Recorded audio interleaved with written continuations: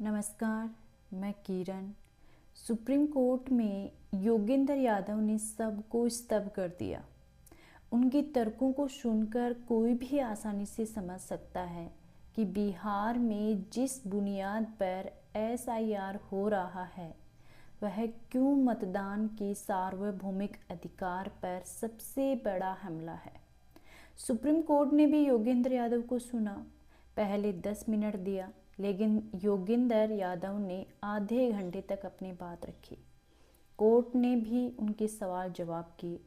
योगेंद्र ने उन बातों को समेट दिया जो अभी तक की बहसों में बिखर सी गई थी या प्राथमिकताओं में नीचे चली जा रही थी।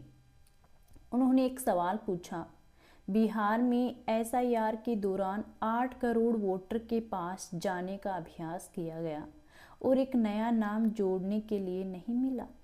क्या चुनाव आयोग को एक भी ऐसा नाम नहीं मिला जिसे ड्राफ्ट में जोड़ा जा सकता है? योगेंद्र ने कहा, यह जीरो एडिशन है, इंटेंसिव डिलीशन है, रिवीजन नहीं, पूरी तरह अवैध है। उन्होंने सुप्रीम कोर्ट को भी उनकी बात याद दिलाई कि अदालत ने कहा है कि मास डिलीशन नहीं होने देंगे, यानी बड़े पैमाने पर लोगों के नाम कटने नहीं देंगे। 65 लाख लोग काटने को लेकर योगेंद्र यादव ने कहा कि इसके तहत केवल और केवल नाम ही काटे जा रहे हैं। तो क्या आपने इस तरह से सोचा था, पूछा था कि एक भी नाम नहीं जोड़ा गया, कैसे हुआ? क्या चुनाव आयोग बताएगा कि ड्राफ्ट में कितने मतदाता ऐसे हैं जिनके नाम जोड़े गए हैं? 2003 की जो मतदाता सूची में उनके नाम नहीं थे। योगेंद्र यादव ने एक और सवाल पूछा कि फॉर्म में एक नई कैटेगरी डाली गई है, नॉट रिकमेंडेड, की बीएलओ इसे भरता है।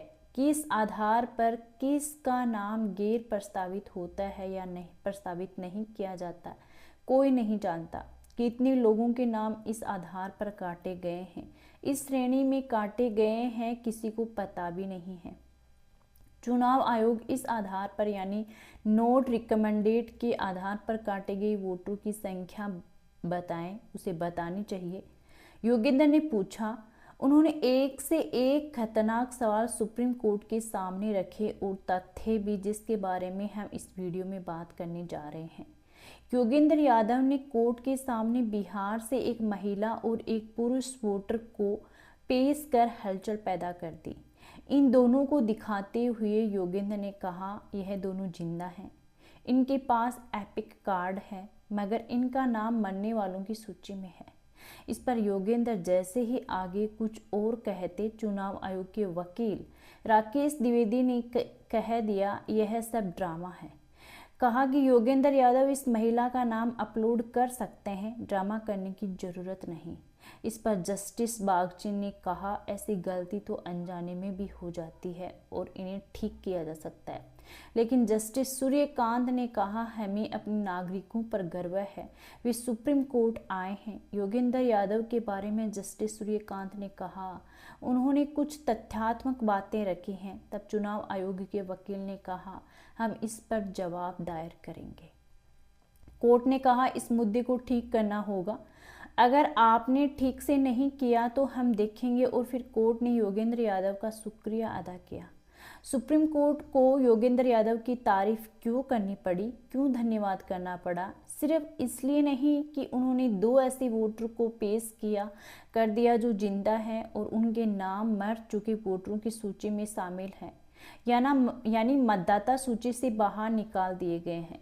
बिहार में चल रहे एसआईआर को लेकर सुप्रीम कोर्ट में 12 अगस्त को सुनवाई हुई, 13 अगस्त को भी होगी, लेकिन योगेंद्र यादव ने पूरी बहस बदल दी। उन्होंने जो बातें रखी हैं उसे ठीक से आपको भी सुनना चाहिए, विचार करना चाहिए सबको। योगेंद्र यादव ने थोड़े से समय में कोर्ट के सामने कहा, एसआईआर की पूरी डिजाइन ऐसी है कि केवल नाम ही काटे जाएंगे। कहीं भी इस तरह से एसआईआर होगा, इसका नतीजा इसी तरह से आएगा, मतलब नाम कटेंगे।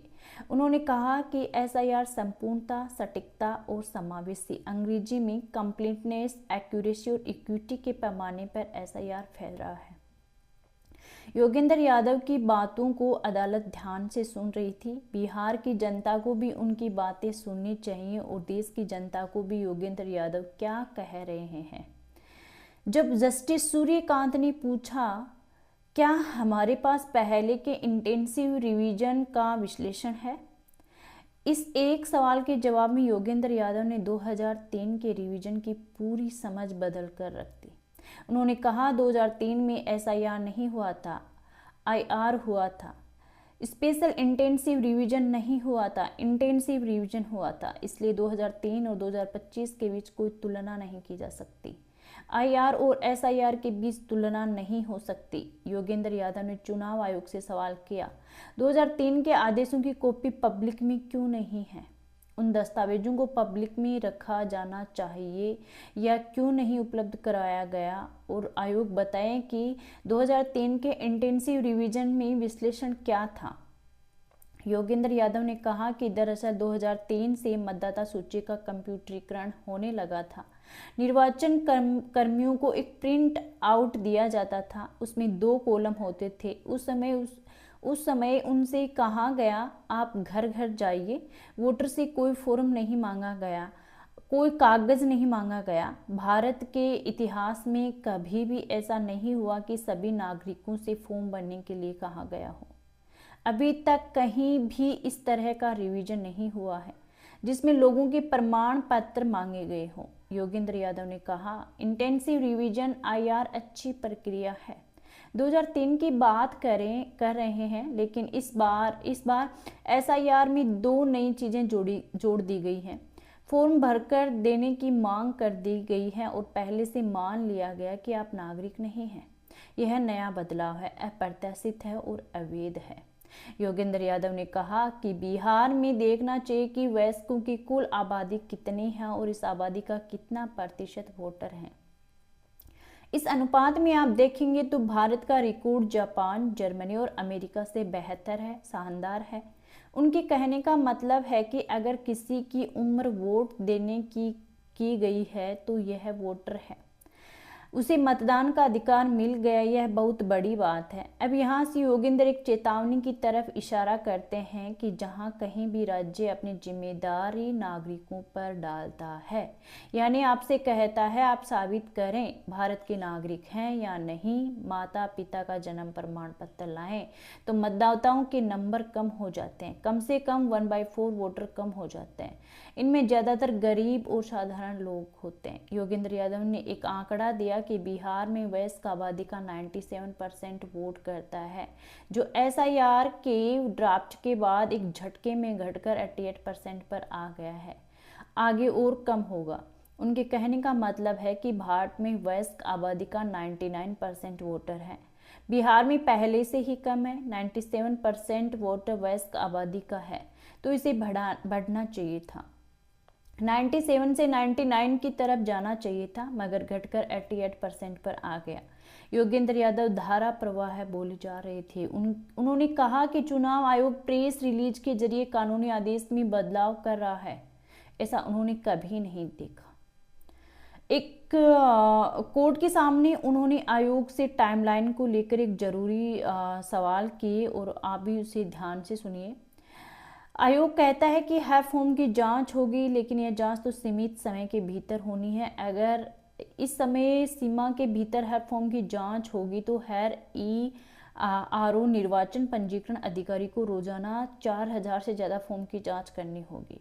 इसी समय के बीच लोगों के सवालों के जवाब देने हैं और बिहार में बाढ़ के हालात से भी जूझना है।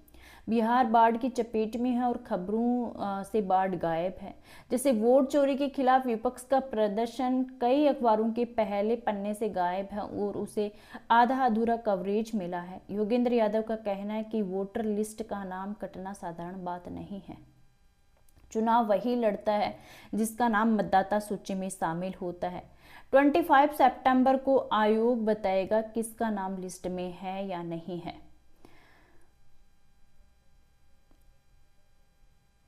5 दिन के भीतर नाम हटने पर उसे चुनौती देनी है। जब तक चुनौती देगा 30 सितंबर को अंतिम सूची प्रकाशित कर दी जाएगी।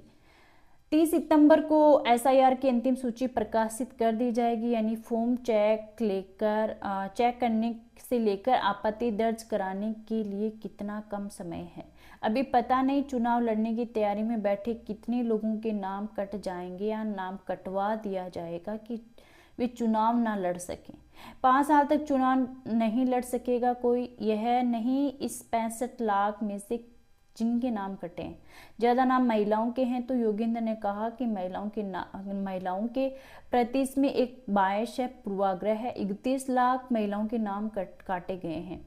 अगर पलायन और मृत्यु कारण है तो ध्यान दें कि महिलाएं कम पलायन करती हैं। पुरुषों में महिलाओं की तुलना में मृत्यु दर अधिक है।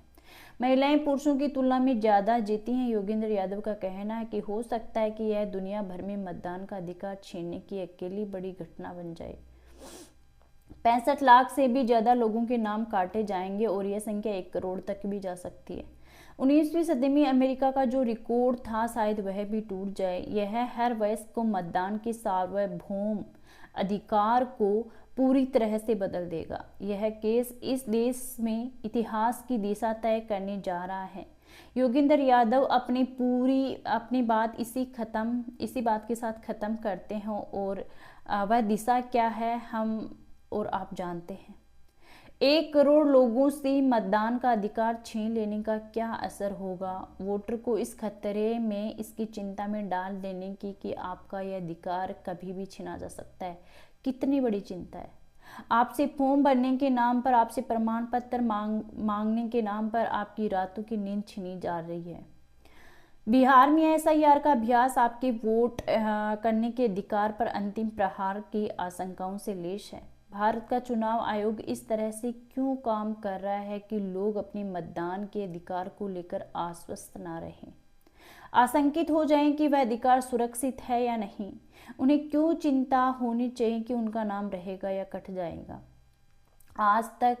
अभी तक चुनाव आयोग इस भरोसे का प्रतीक था कि जब तक आयोग है नाम नहीं कटेगा, वोट देने का अधिकार बचा रहेगा। लेकिन अब तो बात ही पलट गई है। वोटर लिस्ट को लेकर राहुल गांधी ने चोरी के कितने प्रमाण दिए हैं और पूरे बिहार में यही बात हो रही है। मेरा वोट है या नहीं है या नहीं है।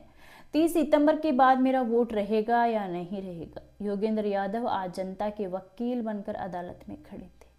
अब अगर जनता अपना वकील खुद नहीं बनेगी तो उसके लिए अदालत का रास्ता भी नहीं बचेगा। नमस्कार, मैं किरण।